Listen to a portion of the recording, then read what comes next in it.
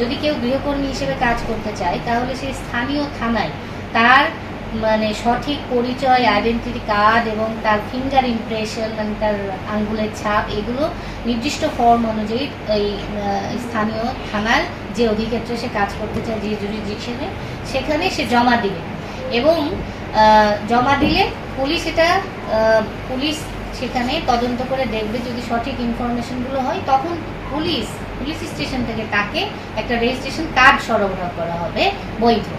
এবং যদি কোনো গৃহকর্তা কোনো গৃহকর্মীকে কাজে নেয় তাহলে তাকে আইন অনুযায়ী 15 দিনের মধ্যে নিকটস্থ থানায় অবশ্যই ইনফর্ম করতে হবে তার বাসায় যে গৃহকর্মীকে কাজে নিয়েছে তার ব্যাপারে প্রপার আইডেন্টিফিকেশন এগুলো থানায় জমা দিয়ে থানাকে এনশিওর করতে হবে আমার বাসায় অমুক গৃহকর্মী কাজ করছে।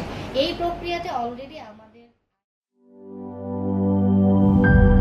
গ্লিটারের টুইন লেমন ও অ্যান্টিব্যাকটেরিয়াল ফর্মুলা বাসনকে চকচকে জীবাণুমুক্ত করে আমাদের দেয় গ্লিটার গ্যারান্টি।